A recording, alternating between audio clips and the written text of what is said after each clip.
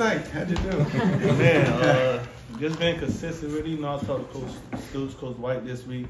You know, I just lost one of my best friends. So just dedicated to him, just being consistent and just playing with the edge. You know, just feel good to do this for sure. Coach said that, or JJ, Coach said that you and him and another staff member had a sit down, and then you come out and have this moment talking about on the field. This is, you know, your city. Just what's it mean to do this here in front of family and friends, and just after the ups and downs this year? First, I gotta give it to God. You know, without His glory, none of this would have been possible. But just being consistent with it. You know, just keep putting my head down, keep working hard, and that talk, I needed it. You know, I was really going through a lot at the time. Still going through a lot, but just being consistent with it, just listening to Coach White, Coach Stoops, you know, just working my butt off. Follow up on that. You started the foundation here to help people, some of your players with mental health. And what's it mean to know, though, that your coaches were there for you in a time of kind of being down and out? Man, it mean a lot, man. You know, after losing my father, this man right here been father to me, open hands, inviting me to his house, you know, just like his kids is like my little brothers, little sisters, you know, just mean a lot, for real. I know, like, football, even if knock on wood, if football even over with, I know I can call him and call Stoops, and I'll be good for sure. So what was it like to walk off the field with Governor's Cup in hand in your home city? You know, just what was that moment like? Man, I really haven't really hit me yet. I gotta go back in there and celebrate with the guys, but it's a blessing, man. I can't believe it, man. Brett, resiliency, resolve has been just talked about ad nauseum. What was it like to see your defense really stand up there in the second half and get the stops you needed? Yeah, we talked about it at halftime. And, you know, we hadn't, you know, created a turnover yet. We hadn't had one in about a game and a half at that point. So, you know, we had that opportunity early on the first drive where it just popped out and it didn't quite, you know, it was just down. But we knew we needed to make something happen. And we talked about it even after they went down and they scored in the second half, and we came together as a defense and we said, listen, this game's not over. Berrien goes and returns the kickoff, and we knew this thing was going to be a slugfest.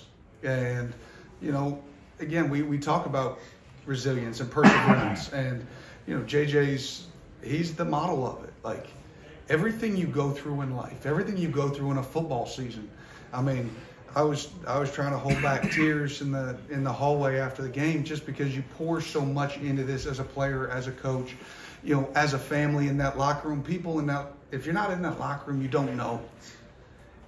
Everything that happens in JJ's life, in, you know, the families of Frederick Douglass, you know, those, like, that's real life. This is a game, and we understand the implications of the game. But we use the lessons that we learn out here. Good, bad, it doesn't matter. And then we try to apply that to our lives. And again, it's what makes me so proud as a coach to sit up here next to him. I'll be your wingman any day. And I'm going to miss him, you know. For both of you guys, De'Aaron chased down Plummer on that play to punch the ball and one he recovered. Could you just talk about the effort he showed? It looked like he was just trying to. Yeah, I mean, one of these days against Louisville, you can scoop and score. It's okay to scoop. That's 2 years in a row. You just sort of jump on it. But he knew it would be better to have time, you know, let the offense run some time off the clock and then score a touchdown. So that was smart. See, that's heads up, Eddie. But no, I thought guys played with great strain, you know, all day. I don't think the tackling was our best, you know. But you know what? At the end of the day, it's about having more points than they have. And it was so awesome.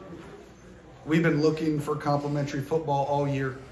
And, you know, I think, listen, when the special teams were struggling, some on kickoff cover, boom, they hit a kickoff return.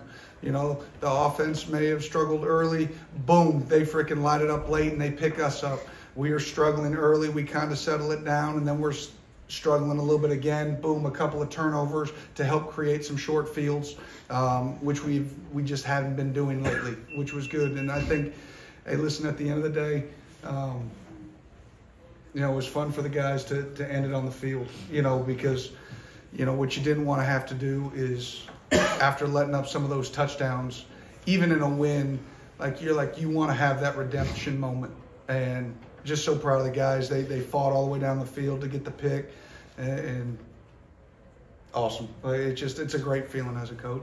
JJ, there was so much talk this year about you guys falling short against the best teams on your schedule. What does this do just to change the perception of your all season as a whole? Man, we got one more game. Take this game. Look at the mistakes we had, like Coach said, missing a lot of tackles. So we gotta go back, adjust it, like we've been doing all year. We've just been adjusting through everything. Ups and downs. So just go back to film, watch the mistakes we did, just fix it for real, just like we've been doing all year.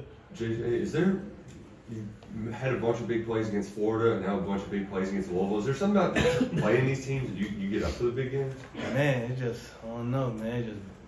My blood just went for these guys. It's in my blood, man. Brad, speaking of kind of redemption, the safeties have had kind of a tough go at times. Lovett obviously made the clinching interception, and Childress was in on a lot of plays. How did you see their performance?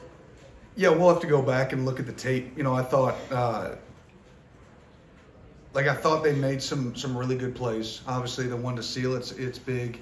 I'd be curious to see their last touchdown. When the QB's scrambling and the plaster. Who sort of lost the plaster on that. But again, and not to single any group out. Again, I think every group on this defense, including the coaches, have had ups and down moments all year, and they had ups and down moments in this game, players and coaches. But at the end of the day, we all came together, we rallied, and found a way. And that's what it's about, just finding a way. JJ, you kept Louisville. Louisville's been known to have a lot of big plays, and they didn't have any big plays today. Anything in particular that you all did to prevent that? Just trying to stop all the explosive plays. That's one of our main keys. Stop every explosive. When we stop every explosive, we do this, we win. So just stopping all the explosive plays. All right, thank you guys. We got Coach Cohen here.